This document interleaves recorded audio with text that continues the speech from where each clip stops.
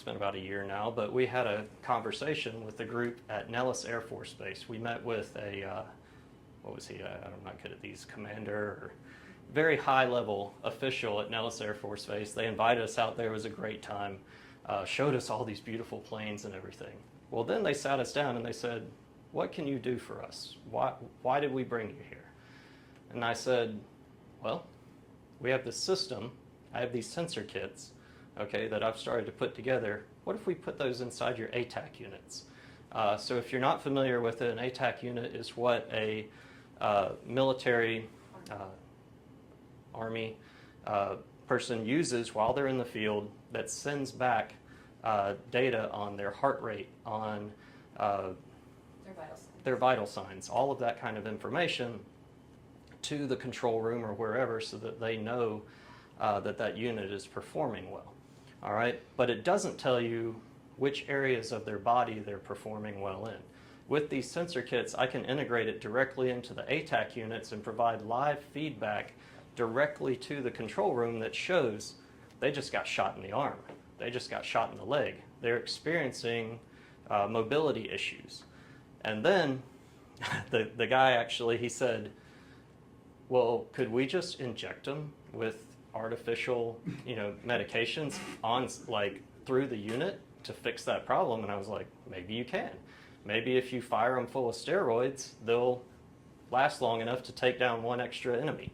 And he said, well, that's worth $1.4 million or something like that. I was like, where do you get that number from?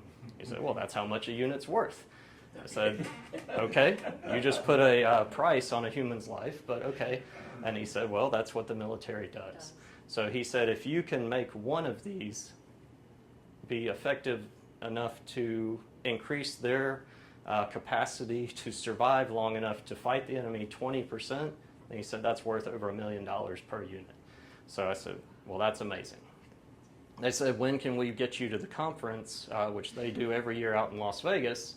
And I said, not yet.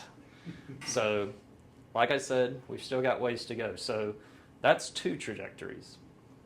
Another trajectory is improvements to the existing system. So there's so many things that can be done with this.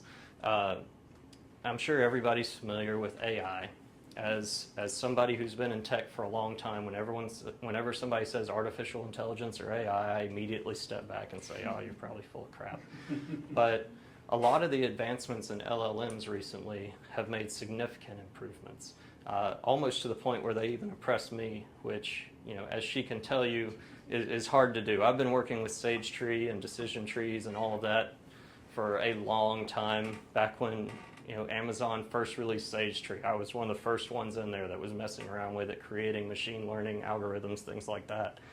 And what I thought of, and okay, you're investors, so I can tell you this, but we cannot release this yet. The world isn't ready for it. But what I've already figured out how to do is I can actually feed information from this device directly into an LLM model that's trained specifically for this type of medical data, and it can feed back potential diagnoses based upon the information that I give it. So if I say, this is a patient with these demographics, with these vitals, with this report data over a period of time, it can actually look at all of that and it can send back potential diagnoses. Now, the great thing about that is it's not diagnosing. It's not saying this is exactly what you need to do. It's still on the doctor to look at that, but it'll segregate them into common diagnoses and rare diagnoses.